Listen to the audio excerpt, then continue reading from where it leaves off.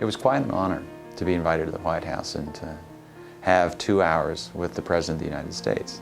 This is something that, needless to say, doesn't happen to me very often, and it doesn't happen to a whole lot of people very often.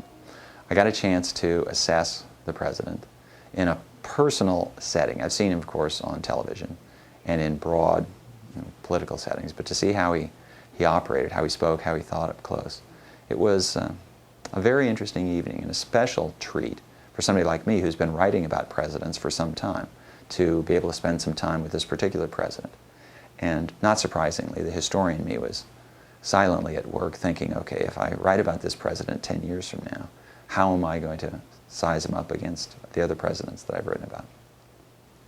President Obama was clearly very comfortable in this setting, sitting around a table with a bunch of professors talking about history and politics. There aren't very many presidents in American political history who would have been inclined to do this or who would have been comfortable hanging out with a bunch of intellectuals for 2 hours. So that's one of the things that I found striking about it. And also the fact that it was very clear that he was there primarily to listen. Very often, people who become president have very large egos, and people with large egos often want to dominate the stage, often want to dominate the room. Theodore Roosevelt, for example, was famous or notorious for inviting people to the White House for dinner and then proceeding to spend the whole time speaking himself.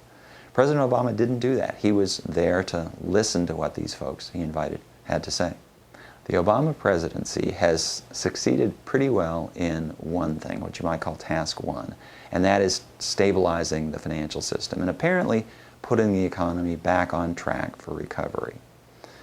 Whether he's going to get credit for that remains to be seen. I guess that's part of what we historians will be doing. The other thing that obviously is the big deal for him now is trying to pass health care reform.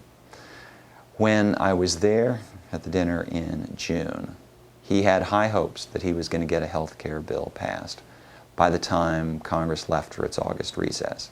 We're now in October and he doesn't have it yet. So things are proving to be more difficult and certainly slower than he anticipated.